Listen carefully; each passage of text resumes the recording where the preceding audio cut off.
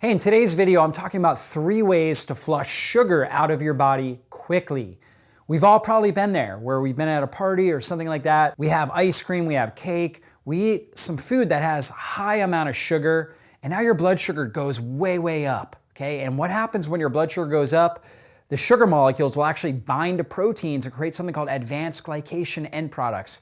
These advanced glycation end products, or AGEs, are like shrapnel going through your bloodstream. They damage all your blood vessels. They damage your kidneys, they damage your nerves, they damage everything in your system, and they drive up insulin, so you're not gonna be able to burn fat for fuel. So how do you flush sugar out of your system quickly? First thing I would do is make sure you get moving. Go out, take a walk. You can also do some air squats. Actually, one of the fastest ways to get your blood sugar more stable is to just do some air squats, where you're basically just doing squats right there in the air, right? Priming your leg muscles. You've got big musculature in your legs, your quadriceps, your glutes, your hamstrings. When they're working hard like that, now they're actually pulling the sugar. The muscles themselves will actually, like a sponge, pull sugar out of the blood, right? And put it inside of the muscle to where it can be used for energy. So you can get out walking for a long distance. That will actually help you flush the sugar out, but you can also do something like air squats or push-ups or something along those lines, and that will help pull that sugar out. Another thing I would do is take some apple cider vinegar in water.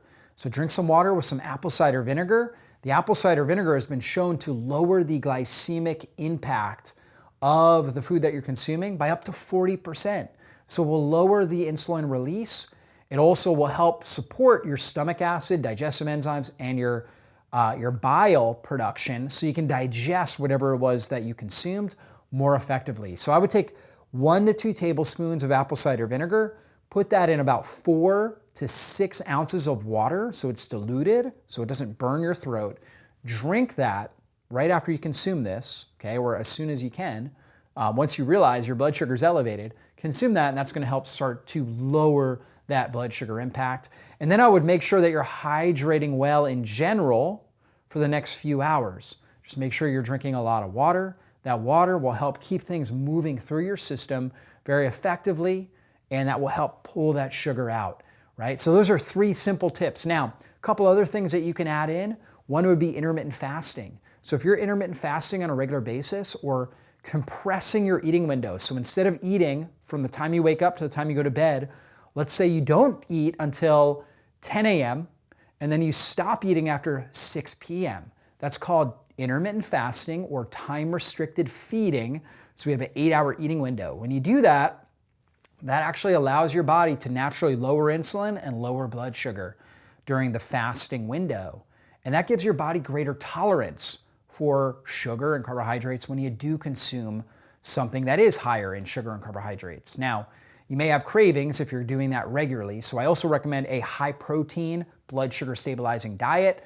You want to make sure as much as possible when you are eating meals that you are minimizing processed foods, really focusing on real foods that are high in protein, 30 to 50 grams of protein per meal. You also want to make sure you got some healthy fats on board, let's say 15, 20, 30 grams of healthy fats. Find a good ratio of healthy fats coming from grass-fed animal products like grass-fed butter, eggs, grass-fed meat, or from coconut oil or extra virgin olive oil or avocados. Those are all healthy fat sources.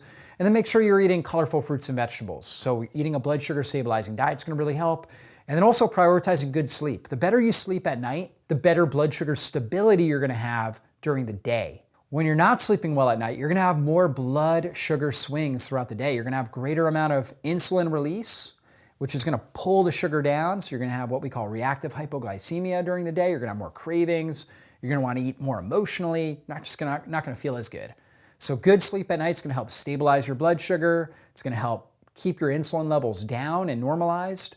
It's going to help you feel better. So that's really what you want to do to stabilize your blood sugar, flush the sugar out of your system so you can burn fat, produce less inflammation, and really have great energy and mental clarity throughout the day. Hey, if you enjoyed this video, be sure to check out my channel, browse the various videos that I've done on similar topics, and also make sure you subscribe to my channel and hit the bell button. That way you get notified whenever I put up a new video training. Thanks so much for being a part of our community here, and I really hope you enjoy the videos that we're putting out on a regular basis. Be blessed.